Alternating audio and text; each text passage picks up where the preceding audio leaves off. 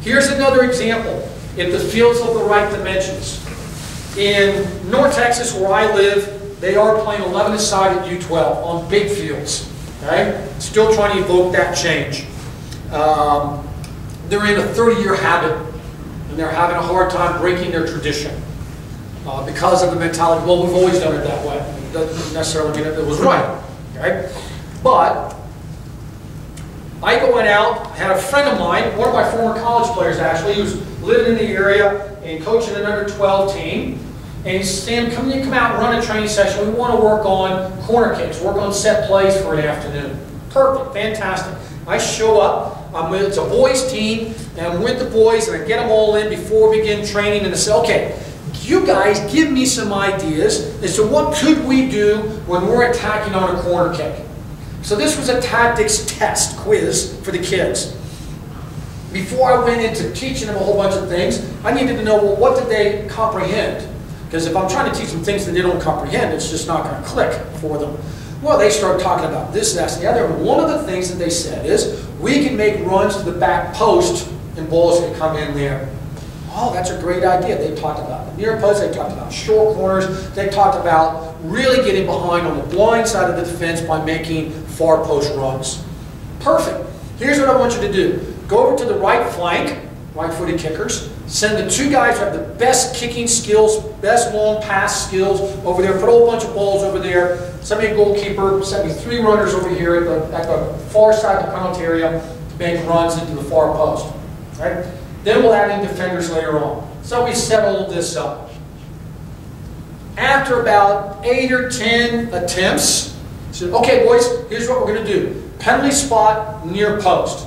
Because the kid with the best skills on the team had the most strength for his age, the furthest he could get the ball, because it was a full-size pitch. The furthest he could get the ball, and this was with a run-up and a welly, as hard as he could, was penalty spot.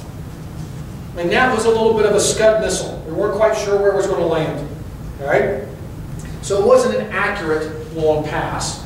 And only an accurate pass on a corner kick is going to work because the runners have to know where it's going to be so they can get there at the same time. If they don't know where it's going to land, because the kicker doesn't know where it's going to land, we're not going to connect. Right? So even though the boys tactically understood the idea about attacking the back post, they technically and physically couldn't get the ball there. So we had to take that tactic off the table. So those kids just got shortchanged in their tactical development. Something that should be working for them because the field dimensions were wrong. Even though the kids comprehended, it wasn't something that they could do. So all we did was hinder their development by 2 years, 2 or 3 years, until they were physically ready. Even though they were ready technically and tactically, well not technically, tactically, conceptually, they were ready for it. Right? So this is one of the things that we think by putting them with the right numbers and the right size field, we will enhance their tactical development and actually begin to accelerate their tactical development, knowing that all of this are building blocks working our way up to the 11-a-side game. So we also see by fewer players out on the field, their technical as well as their tactical development is accelerated. Because now all of a sudden with fewer players out on the field, in a smaller field, 2 things happen. I'm in the action more often. I'm near the action more often. Therefore, I'm in game situations where I'm making decisions and doing something with the ball and some tactical decisions off of the ball on offense and defense. And I'm getting into those situations more often.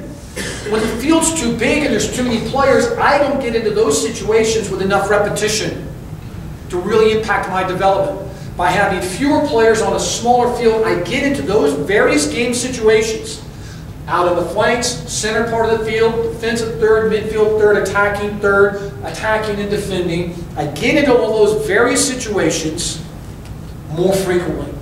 The more frequently I'm in those situations, the acceleration occurs for my development as a player.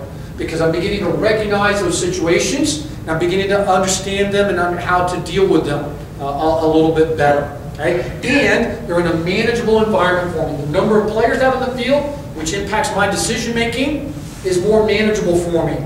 If there's too many players, there's too many variables for me to fully comprehend at 11 and 12 years old. All right? If there's fewer players, fewer variables, I can comprehend them. If the field size is smaller, I can physically and technically deal with that.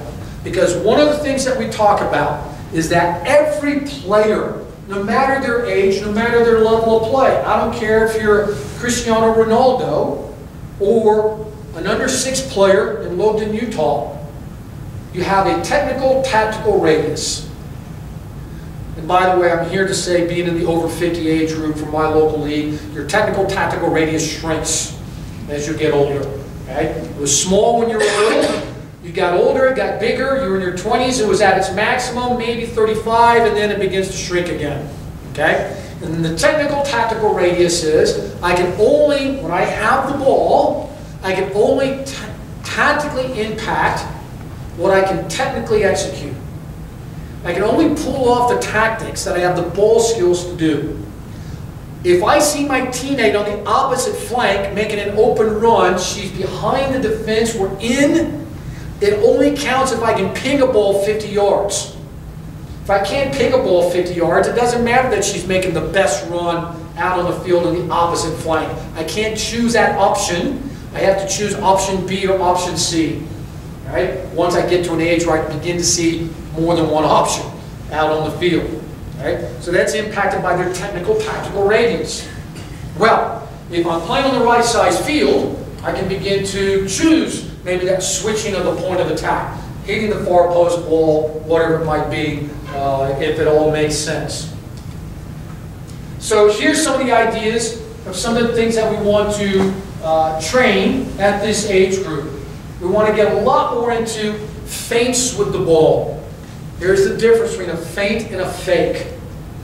Because sometimes people interchange the words and there's a subtle difference. A fake is something that I do with the ball. Right? So I do a pull back with the ball, I roll the ball and then flick it with the outside of my foot, what have you. Okay? A feint is something I do with my body, but I don't contact the ball. A dip of the shoulder to get you going the wrong way, and then I go the other way. A step over, but I don't actually touch the ball on the step over. Okay? Sort of a thing. Feints are more subtle. Feints are something that a kid, a younger kid, wants that contact with the ball, craves that contact with the ball. So they're focused on fakes, things that I do with the ball. Under 12s are still predominantly using fakes, but you can begin to teach feints, which again are more subtle. That's because also why? The kid on the other team is beginning to read body movement a little bit more and what could happen from that body movement. So I do one of these, I might get him really going the wrong way and put all of his weight on this wrong foot, and then I'm off in the other direction. Okay?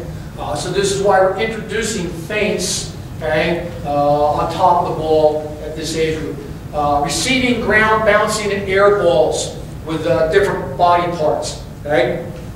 Some of which, lower leg, you're not going to use it very often, but having abdomen over the ball on a bouncing, skipping ball, these sort of things, you're not going to use that every match. You're not going to use a heel pass every match. But it's having all of these in your bag of skills that when you need it, it's there. Okay, sort of a thing. So the big change is being able now to intentionally do a lot of concentrated training at under 12 at receiving balls out of the air. Because now, for the first time, my visual tracking acuity is pretty good. That is, it's my abilities in terms of the optic nerve being fully developed, and now I begin to have enough repetitions of seeing balls in the air that I'm beginning to read the ball in the air. Because dealing with the ball in the air means I have to judge its height, its speed, its spin, its curve, its swerve, its dip, right? If it's doing any of those things. This is why you see, even at the high school level, a lot of kids miss time coming on to in-swingers in particular. Right? Out-swingers are a little bit easier because the ball's coming, if they're the attacking player, coming on to them. Right? But you'll see even your high school players will still misjudge flighted balls from the flank many times. Chipping to score is now something I can begin to teach in under 12. here's my experience that with that particular skill. There's certainly going to be some kids that are exceptions, but most of the kids, I'm just beginning to teach the feel for it, the body mechanics for it, because they don't yet have this snap in their leg to be able to really get that sharp rise and drop on the ball. So they get under it, the ball begin to get backspin, but it only might be 2 feet off the ground. Okay? It's not necessarily going to go over somebody, but that's where I'm beginning to try to teach that skill, the mechanics of it, knowing that in a couple of years, when they get more power in their muscles, as they get closer to adolescence and into adolescence, and they get that snap in the leg, to be able to snap that lower leg to get under the ball, get that sharp rise and drop will begin to occur. And I'm beginning to try to teach some of the mechanics of it now. Outside the foot pass, which unless it's just a short flick I can do it under 10, under 12 for sure. It's the outside of the foot pass that curves the ball over some distance. That also requires power in the legs to be able to do that skill well. So I'm just beginning to teach. Same thing with bending shots. Easier with the inside of the foot than the outside. But both of those require some power in the legs. Same thing with crossing the far post, the long cross. Okay? The near post cross, penalty spot spaces is where I'm trying to improve accuracy, so I'm more consistent with that play. Heel pass, straight step over, cross step over, this sort of thing. But interestingly enough, as I go around and see, even with our regional leagues and National League, I'm not seeing a lot of, as one part of creative play, heel passes to set things up, to set up some opportunities. So I think we've gotten a little bit so much into this mindset of go forward almost all the time that something like a subtle heel pass once in a while, to set up a trailing teammate for a shot on goal, to keep possession of the ball, whatever it might be, is something that we're not seeing enough of in our game. And our kids are more than capable of doing it. Kicking and receiving with the inside, the instep for those bent balls and the such. Half volleys and volleys, which requires a lot of visual timing of the ball. Begin to work on those. Interestingly enough, the volley might be easier in many cases than the full volley, the half volley, because the half volley depends on how good of a bounce was it. That depends on how good of a field it is. And then the slide tackle,